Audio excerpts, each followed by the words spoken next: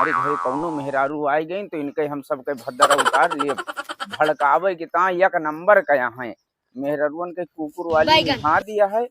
कब हो?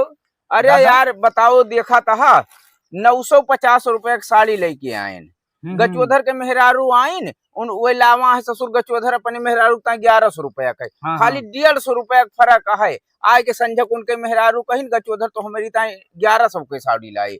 तब से कर कसन आधे यहाँ जाओ गचोधर के मेहरारू तो 1100 के पहनी है 1100 के पहनी है। अब कहते हैं जाए का वापिस कही के 1100 वाली लेके आओ।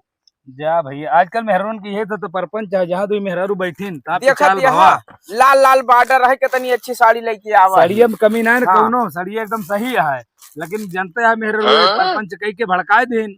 वही तो आज के बाद हमारे घर यक्को जनी अगर दिखाई पड़ी तो इनके हम भद्दरा उतार दिए। को वापस करा नहीं रात के हो जाए तोरे घरे बवाल लफड़ा हो जाए आज करवा चौथ ही आए। अरे यार वही तो पूजा करे काहे संझा के।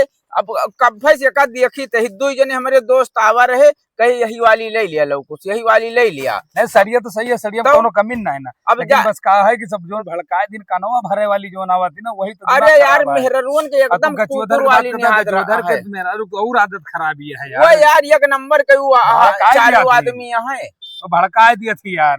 तो जा भैया का करबा जा पारा जाई पारा से लेके आई जा ले का करबा भाई जा।